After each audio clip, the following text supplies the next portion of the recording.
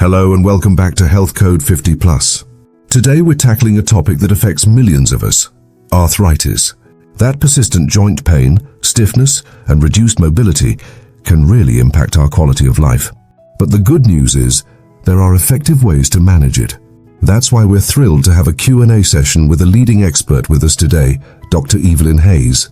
Dr. Hayes is a renowned rheumatologist with over 20 years of experience helping patients navigate arthritis.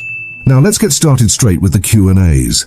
Briefly explain what exactly arthritis is and why it seems to become more common as we get older. Are there different types we should be aware of? Arthritis isn't a single disease. It's an informal way of referring to joint pain or joint disease. There are more than 100 different types of arthritis and related conditions.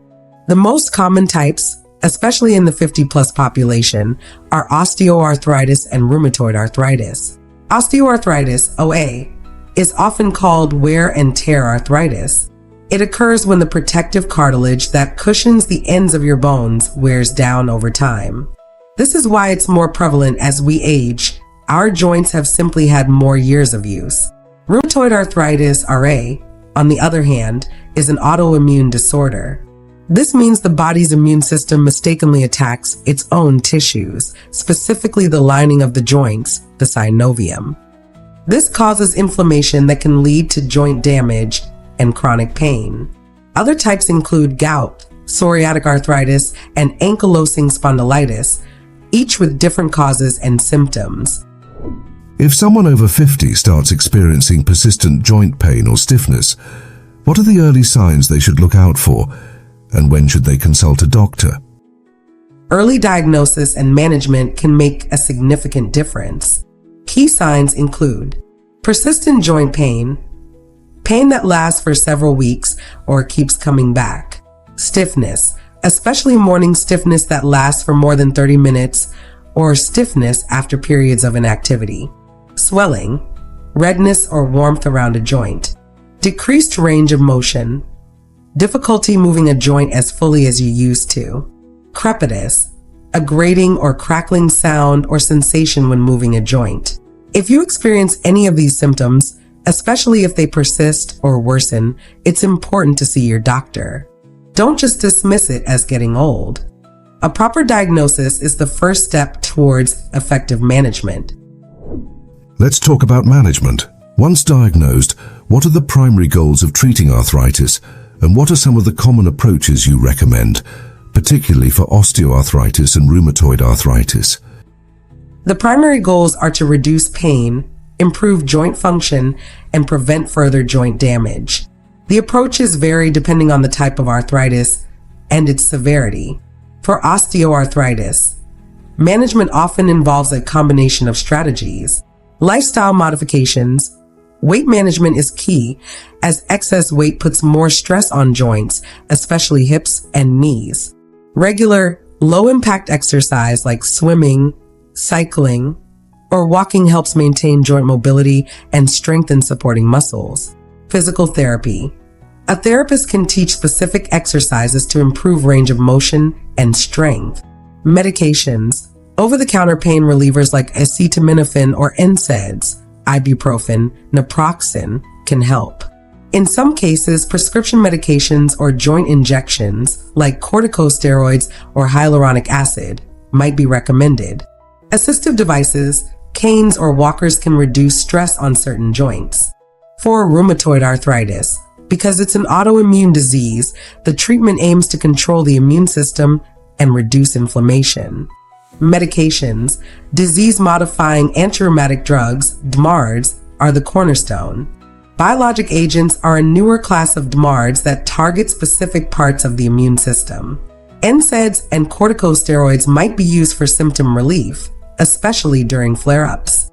Lifestyle and therapy. Similar to OA, physical and occupational therapy are important. Maintaining a healthy lifestyle is also crucial. It's about a multifaceted approach tailored to the individual. Many people with arthritis fear that exercise will worsen their pain. Can you elaborate on the role of physical activity and what types are generally safe and beneficial? That's a common misconception, but a very important one to address. Inactivity can actually make arthritis worse by leading to muscle weakness and increased stiffness. The right kind of exercise is crucial. Range of motion exercises.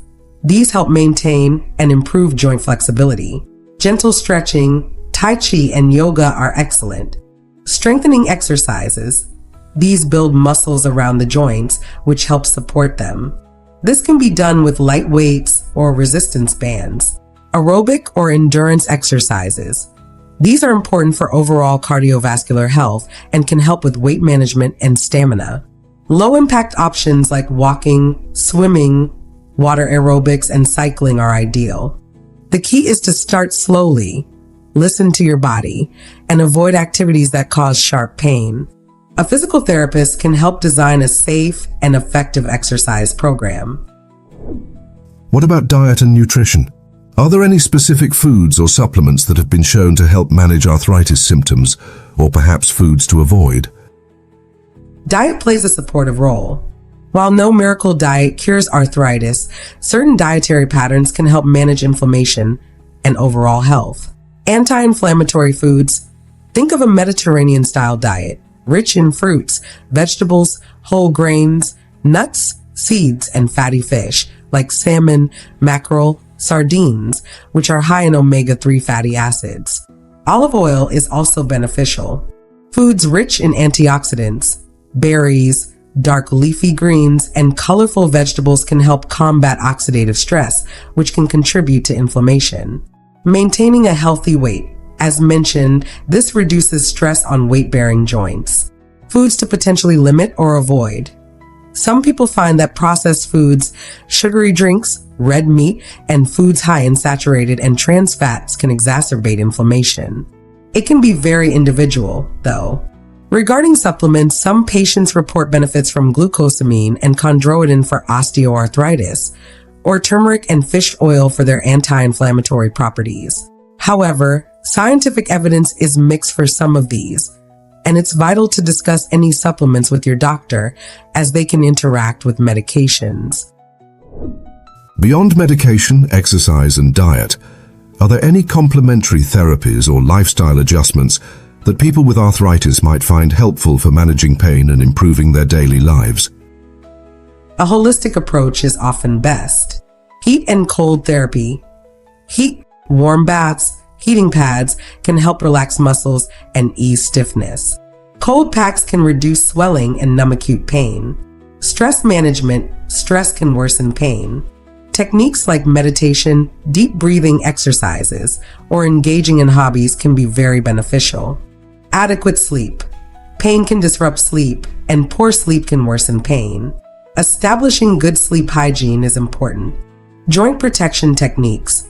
An occupational therapist can teach ways to perform daily tasks that put less stress on your joints. Support groups. Connecting with others who understand what you're going through can provide emotional support and practical tips.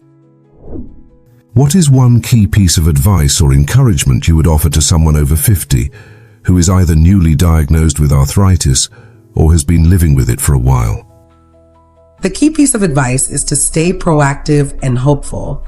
Arthritis is a manageable condition for most people. Don't let it define you or limit your life unnecessarily.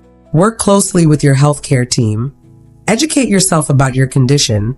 Embrace healthy lifestyle changes and focus on what you can do. There are many resources and strategies available to help you live well with arthritis. That was a wonderful advice from Dr. Evelyn Hayes. It has been immensely valuable.